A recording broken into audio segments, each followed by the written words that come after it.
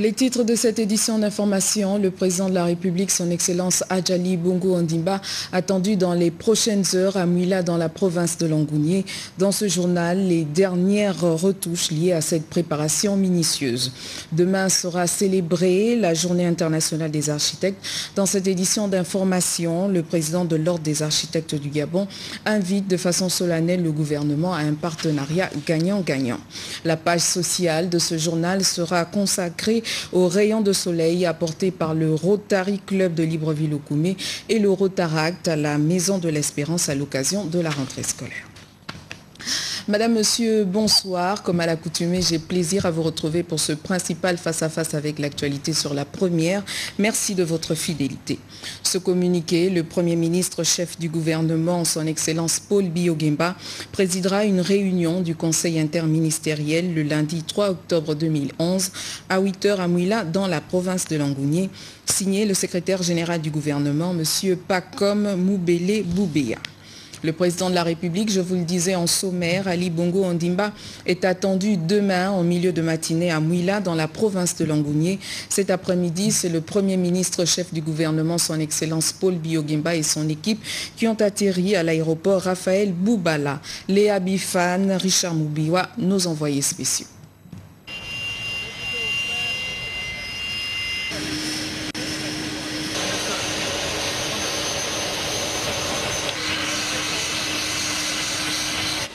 Ils sont tous là, accueillis par les autorités administratives et politiques. Le Premier ministre Paul Biya-Oguemba et les membres de son gouvernement ont foulé le sol de la province de Langounié pour honorer de leur présence au 8e Conseil des ministres délocalisé qui se tient dans la ville de Mouila. Ce séjour dans la 4e province du Gabon permettra au gouvernement de la République d'inscrire un certain nombre d'activités en rapport avec leur département ministériel et de s'arrimer une fois de plus à la politique de l'émergence prônée par le président de la République, Ali Bongo Ondimba.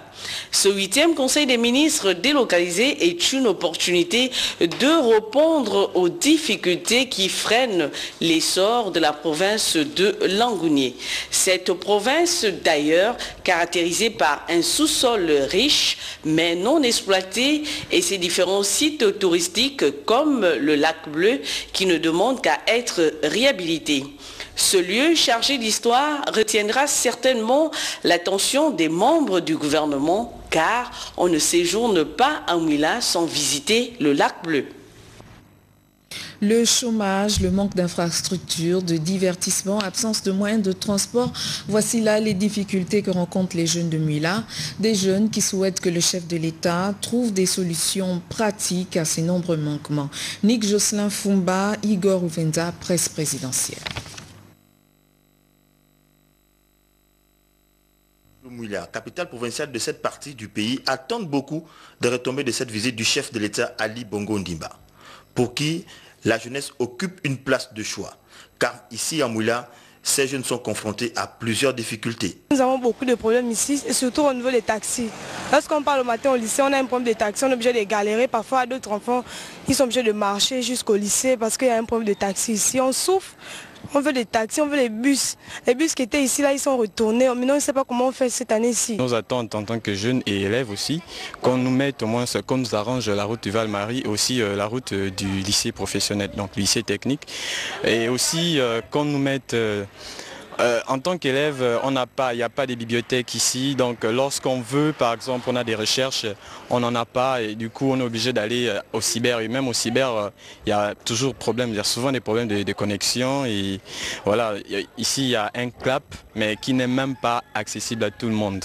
La visite du couple présidentiel dans la 4e province du Gabon est donc un espoir pour les jeunes de Langounié en général et pour ceux de Mouila en particulier. Mardi 4 octobre 2011, le président de la République, Ali Bongo Ondimba, est attendu à Fougamou, dans le département de Samba Magoti. Depuis le début de semaine, Fougamou arrivée du chef de l'État. C'est ce que nous confirment ce soir nos envoyés spéciaux Rodrigue Tessamwanga et Victor Mundunga.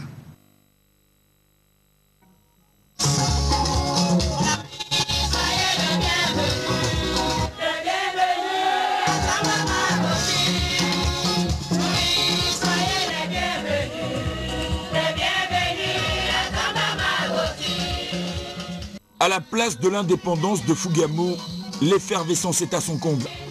Visiblement, les groupes socio-culturels sont mobilisés. Nous sommes en train de préparer l'arrivée du chef d'État, qui est Ali Bongo Ondimba. Je crois que ça se passe très bien. Très contente. Merci. Nous sommes en joie d'accueillir notre président.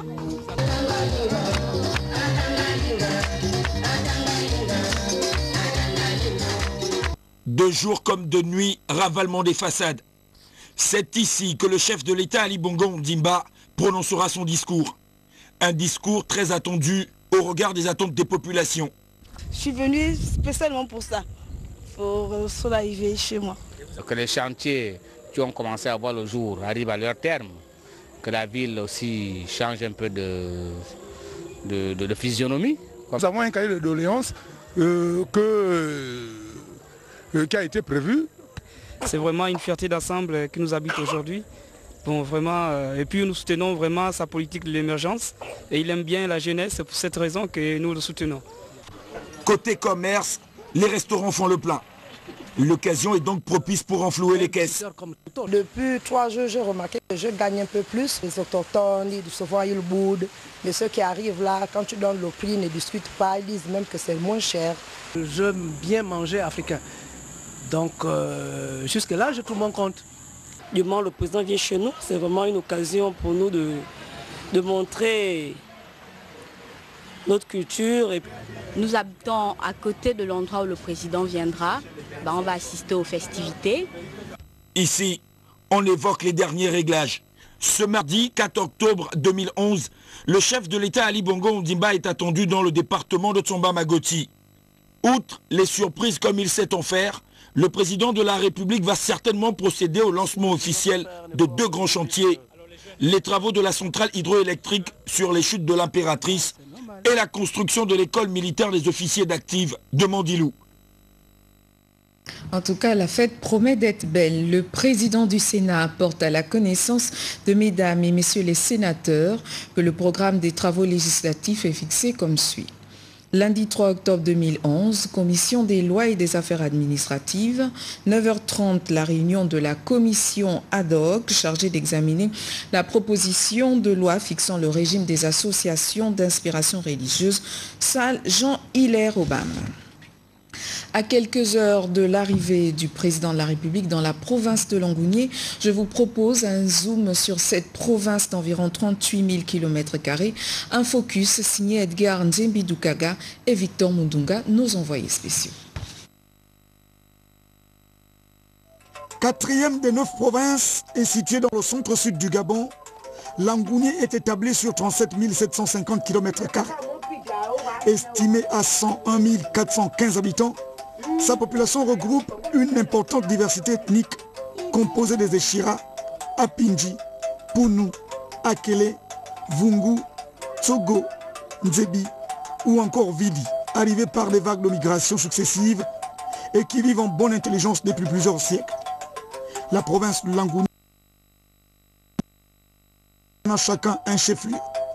Il s'agit de la Boumiloueti, en Bigou, de la Dola, en Dende, de la Douya Onoi, à Mouila, de la Lueti Libaka, à Malinga, de la Lueti Wano, à Lebamba, de la Mugalaba, à Gietsu, de Ndolu, à Manji, de l'Ogoulou, à Mimongo, et de Tsamba-Magoti, à Fougamou. Les légendes populaires racontent que la province de Langounié est protégée par plusieurs génies. Ainsi, la sirène Mugumi, génie femelle vivante dans le fleuve Ngounié, serait la protectrice de Mouila. Tsamba, génie mâle, et Magoti, génie femelle, seraient les protecteurs de Fougamou, dont ils veillent du haut des chutes de l'impératrice génie. Ils inspirent crainte et respect aux habitants, surtout quand traversent les cours d'eau. Pour leur rendre hommage, les riverains des fleuves et rivières de la province jettent des pièces de monnaie et versent des boissons alcoolisées dans les cours d'eau, comme sur ces chutes à 5 km de Fougamou, où le chef de l'État, Ali Bongo Ondimba, doit y lancer les travaux très bientôt du projet d'aménagement hydroélectrique. Des projets similaires au barrage de Bongolo dans la Lueti Wano sont attendus par les populations de Gietsu et de Malinga. En réalité, le relief de Langounié est caractérisé par des grandes plaines forestières qui séparent le massif cristallin du Chaillu, des monts Ikundu. Massif abrupt, plaine, forêt épaisse comptant de nombreux parcs aux espèces protégées, comme dans le département de la Boumiloueti. Également des savanes, des rivières, des lacs aux couleurs attrayantes, comme ce lac dont un hôtel de la ville de Mouila porte le nom. Falaises et grottes profondes constituent de gros atouts touristiques et économiques, au même titre que ces vastes zones agricoles qui modèlent le paysage. L'agriculture a définitivement supplanté l'ère dominante de l'exploitation forestière au regard des ambitions affichées par certains cadres de la province. Ici, les plantations du ministre Flavien Nzingi-Nzundu étendues sur plusieurs hectares près de l'Ebamba. Je suis arrivé, j'ai trouvé déjà qu'au niveau du café, il y avait 21 hectares de plantés. J'ai trouvé qu'il y avait 5 hectares de maïs mis en place, 2 hectares d'igname. En cours de plantation, au moment où j'arrivais, il y avait 4 hectares de patates, 11 hectares de manioc et 0,5 hectares de culture maraîchère. Donc vraiment, au vu de ces résultats déjà acquis, je pense que Aigle a pris un bon envoi. Là, c'est de l'ancien vice-président du Job Divong Dinding qui a choisi la production du riz. Je suis en phase de développement puisque le projet a déjà confirmé qu'il est possible de faire du riz au Gabon. Maintenant, c'est un problème d'augmentation de surface à cultiver pour une plus grande production de riz. Un peu plus loin, les vastes vergers du ministre Léon Nzouba. Il y a l'avocat, et puis il y a les oranges aussi, les citrons.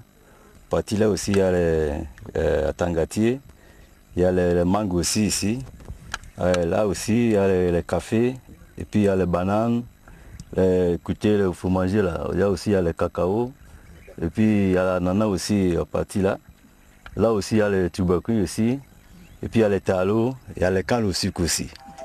Le propriétaire de ces vergers a la chance, ou la malchance, c'est selon, d'être ministre de l'équipement et donc régulièrement interpellé sur l'état des infrastructures routières. Comme sur tout le territoire national, et relayant la dynamique impulsée par son prédécesseur Flavien Nzingi-Nzundu, ces instructions aux partenaires de la route sont de plus en plus fermes pour concrétiser le projet du chef de l'État, offrir très vite aux Gabonais des routes praticables en toute saison. L'organisation sociale et religieuse traditionnelle demeure très présente dans la province de Langounié et dans la vie quotidienne de la province. Surtout, les cultes de Ndjembe, société secrète féminine,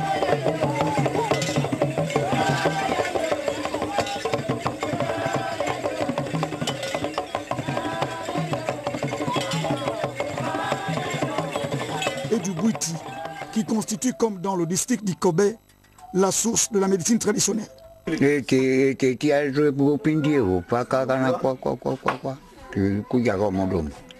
Donc il entre en brousse, tu grattes le bois, tu amènes le bois qui arrivait là-bas au Buenze, on prenait le seau, on va la mettre.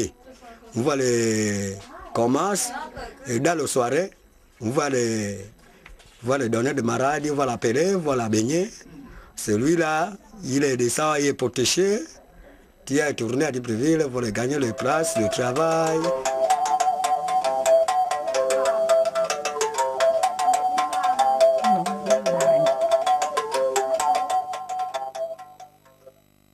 Un document signé Edgar Ntembi Doukaga. Face aux défis auxquels le chef de l'État, son Excellence Ali Bongo Ondimba, invite les Gabonais à relever, la contribution de la province de Langounié est attendue. La rédaction de la première chaîne situe ici la place de Langounié dans la vision politique, économique du chef de l'État.